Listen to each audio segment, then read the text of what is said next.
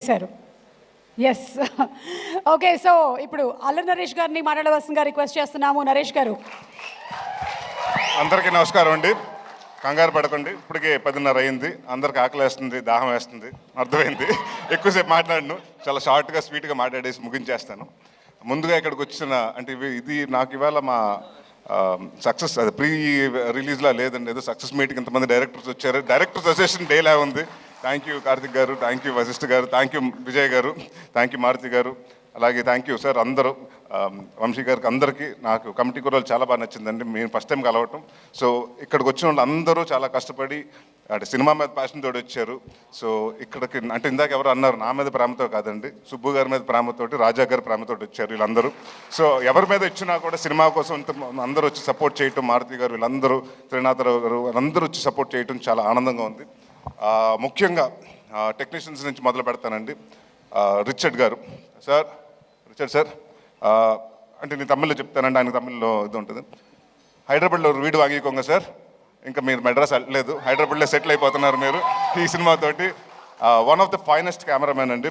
And అరుపులు తక్కువ, ఏమీ ఉండదు, హడావుడి ఉండదు, ఏమీ ఉండదు, చాలా సైలెంట్గా చాలా ఫాస్ట్గా అనుకున్నది. డైరెక్టర్కి ఏం కావాలో ఈ షాట్ ఇక్కడ అవుతుంటే రెండో షాట్కి ఇంకా లైటింగ్ జరుగుతూ ఉంటుంది.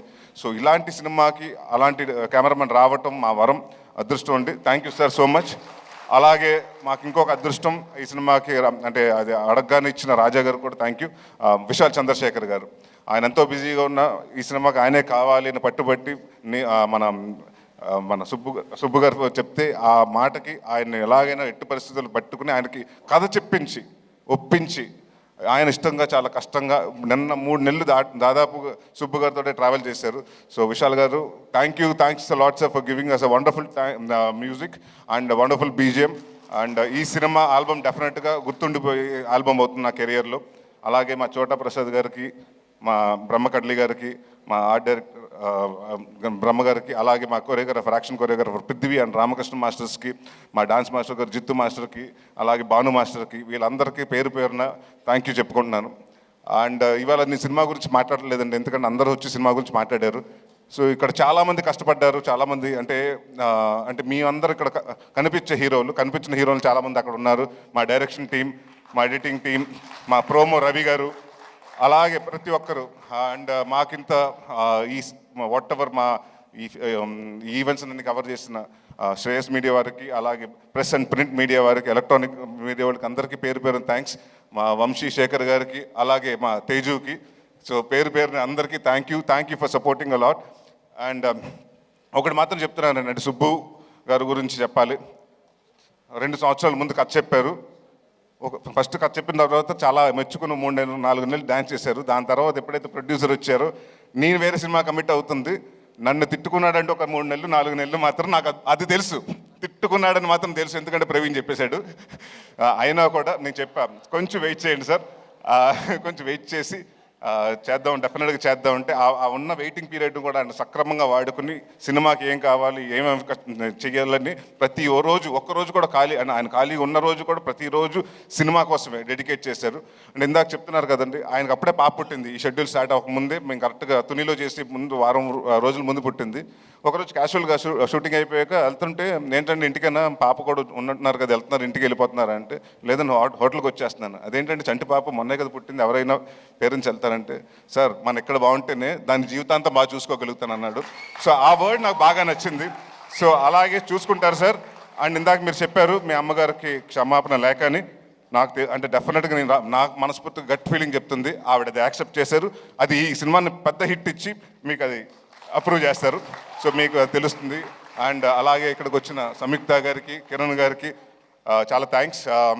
కిరణ్ ఈ మధ్య మొన్న తర్వాత ఫోన్ చేయటం కుదరలేదు నాకు, సినిమా చూసిన తర్వాత. వన్ ఆఫ్ ద అంటే చాలా నాకు క్లైమాక్స్ మాత్రం ఎక్స్ట్రాడినరీగా నచ్చింది. And your performance was really good.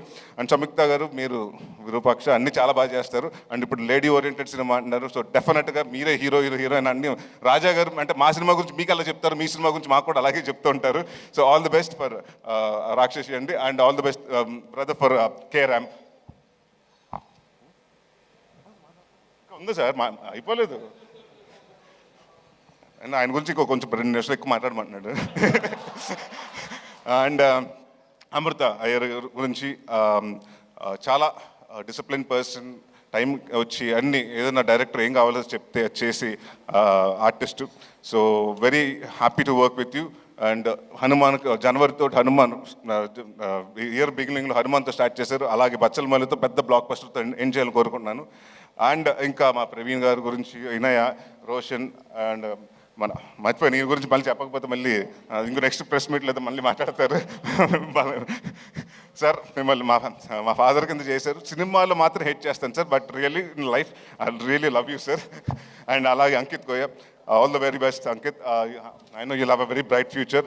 Madhu గారికి అంటే మా డైరెక్టర్ గారికి ప్రతి సిట్టింగ్లో అంటే స్టోరీ సిట్టింగ్లో, మందు సిట్టింగ్లో అన్నింటిలో కూర్చొని మా మధు గారికి, సో ఆయనకి కూడా థ్యాంక్స్ చెప్పుకున్నాను. ఇంకెవరినన్నా మర్చిపోయి ఉంటే మర్చిపోయాను, ప్రొడ్యూసర్ గురించి చెప్పాలి కదా.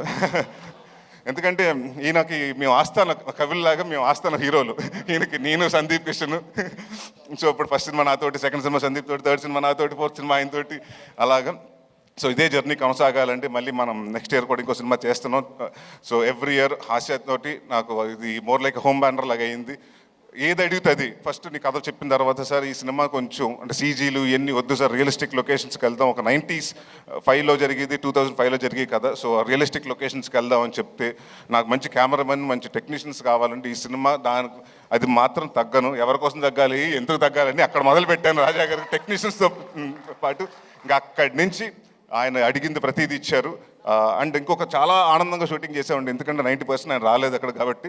ఆయన హైదరాబాద్లో ఉండేవారు, మీ తునిలో చేసుకుంటే ఏంటి ప్రొడ్యూసర్ రావట్లేదంటే వేరే సినిమా జరుగుతుంది సార్, ఇంకో సినిమాకి సిట్టింగ్ జరుగుతుంది సార్, ఇంకో హీరోని కలుస్తున్నారు సార్ అని. సో ఇలాగే చాలా బిజీగా ఉంటూ, అంటే నేను ఏదో లాస్ట్ సినిమా అప్పుడు కూడా చెప్పాను, చిన్న సినిమాలో దిల్ రాజు గారు అని, ఇప్పుడు దిల్ రాజు గారి స్థాయిలో మీరు రావాలి, మీ బ్యానర్ కూడా పెద్ద బ్యానర్ అవ్వాలి సార్. అండ్ డెఫినెట్గా మీరు ఇందాక ఆయన చెప్పినట్టు 3.5 లక్షల ఫర్నిచరు, ఇంకో 30 లక్షల ఫర్నిచర్ అవ్వాలి, దాని తర్వాత అలా పెరుగుతూ ఉండాలి, బట్ అదే ఆఫీస్ ఉండాలి. మీరు ఎన్ని సంవత్సరాలు ఉంటే ఎన్ని సంవత్సరాలు సినిమా ఇండస్ట్రీలో ఉండాలి. All the very best. ఇంకెవరన్నా మర్చిపోతే పేరున సారీ అండి, అంటే ఎవరన్నా మర్చిపోతే ఇంటెన్షనల్గా కాదు, ఐమ్ సారీ. అండ్ యా ఒకటి మాత్రం చెప్తున్నానండి, అంటే నా కాన్ఫిడెన్స్ ఉంటే ఈ మధ్యకాలంలో, అంటే మనం ఒక యాక్టర్గా చేస్తున్నప్పుడు తెలిసిపోతుంది. నేను నాంది చేస్తున్నప్పుడు మా ప్రొడ్యూసర్ సతీష్ గారిని పిలిచి రెండో రోజున చెప్పా, ఏమంటే ఎంత బాగా చెప్పాడు, అంత బాగా తీస్తున్నాడండి, రెండో సినిమా అడ్వాన్స్ ఇవ్వమని. అలాగే ఈ సినిమా జరుగుతున్న 3వ రోజు మళ్ళీ రాజా గారికి ఫోన్ చేసి, సార్ సుబ్బు ఆయన ఏదైతే చెప్పాడో అదే ఎక్స్ట్రాడినరీగా చేస్తున్నాడు, ఆయన కూడా అడ్వాన్స్ ఇమ్మన్నారు, ఇచ్చేశారు, మరి నాకు మాత్రం పంపించట్లేదు. సో తర్వాత మాట్లాడుకుందాం పైన ఆఫ్టర్ పార్టీలో. సో అందరికి అంటే ఒకటి మాత్రం ప్రామిస్ చేస్తున్నానండి, ఇది చాలా ఎమోషనల్గా అందరూ కష్టపడి సిన్సియర్గా చేసాం. నాట్ ఓన్లీ మీ అంటే నా ఒక్కడి వల్ల, నా సుబ్బు గారి వల్ల కాదండి, 24 క్రాఫ్ట్స్ ప్రతి ఒక్కరు, లైట్ మ్యాన్ కాడి నుంచి, ప్రొడక్షన్ వాళ్ళ కాడి నుంచి, అందరూ ప్రొడక్షన్ మేనేజర్స్ కాడి నుంచి ప్రతి ఒక్కళ్ళు కష్టపడి ఇష్టపడి చేశారు. సో ఇలాంటి అంటే మేమెంత చేసినా సినిమా మీ దగ్గరకు వస్తుంది, 20వ తారీఖు మీ ముందు రిలీజ్ అవుతుంది.